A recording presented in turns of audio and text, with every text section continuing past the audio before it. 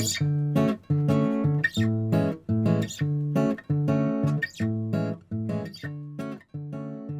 name is Siphokazi Jass. I'm a field logistics manager. I've been a mother for 11 years now. I've been employed for over 15 years, I would say 18 years at Plus94. I've had my kids while employed here. My life all started here, I would say. That is so interesting. How old are your kids and how many kids do you have? I've got three. I've got an 11-year-old, 9-year-old, and a 4-year-old. He's like 5 boys in one. Oh, that can't be easy, Dad. It can't. I think because I have a 6-year-old sister, and I can imagine the stress, and she's not even my child. Mm-hmm. It's stressful. Just to get into everything, please describe for us what motherhood means to you, especially since you have like 3 kids, and they're all still underneath, like, you know, that teen age. How has it been for you? It's been wonderful. It has its ups and downs. It's been wonderful. I'm enjoying it. It got a lot of responsibility in it because now you are this adult that has to make sure that these kids are growing in the right direction, providing for them, taking them to school, making sure that they succeed in life, teaching them the values of life. And in my case, it's even more because my husband is away. He works in Mpumalanga. So I'm like the mother and the father at the same time. During the week, we only get to see him weekends. So I always say he is a little bit luckier because he gets to be exposed to them only when we have the free time, relaxed time, which is weekend, when the real work needs to be done during the week. I am the one in charge. So you're the one that helps with all the homework? I help with all the homework, make sure they've got everything prepared for the whole week for going to school. That's so hectic. And how do you balance that with being a mother and then having 3 kids? Like coming home and then you have to help one with homework and then you must make sure that the other one didn't fight at school. And like, how is that? How do you balance that life? I balance it nicely because my kids go to school here in Rosebank. So I pick them every day at 3:30. They get to the office. This is their room actually, where they do their homework unless there's briefings or trainings. So it really helps in that sense. Between 3:30 and 5 o'clock, I make sure they don't disturb me in what I'm doing. They just do their homeworks. And then when we get home at about 6 o'clock, it's just to check and not to chase them and move around, just starting to do their homework. So we do have a little bit of balance because from school they come straight to the office and they are disciplined. They know when they get here, they need to do their work. So it's easy to integrate the life of being a mom and being an employee because those lives are very separate. If you think about it, there's 2 different roles that you play, and you found it manageable over the years to kind of learn how to adjust that. Yeah. That's good. So you would say that handling those challenges, because that's another question that we would have is the challenges of being a working mom, have they gotten worse or better over the years?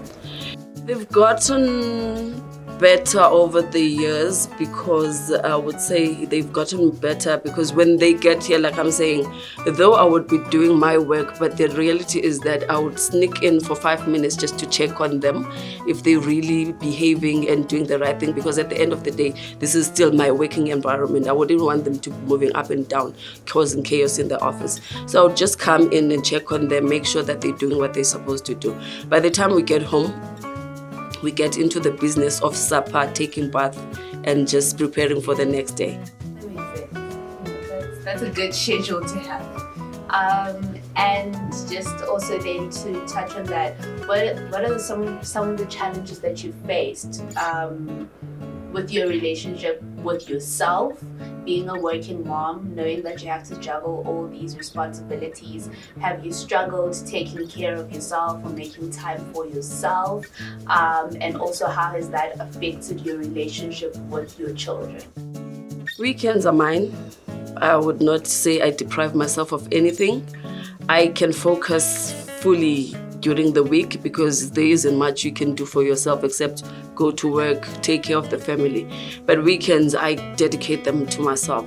I go out with my friends, I do what I want. They know the TV is mine during the weekend. I hold the remote, I chase them out, they go play outside. Good. And do you think it's important that all working mothers have that kind of strict schedule where they know that they're making time? It is very important for your sanity, because if you're not a happy mom, then you take it out on your kids, you take it out on your work, you take it out on everyone around you, which is not healthy for you at the end of the day. That makes sense. Thank you so much for sharing that.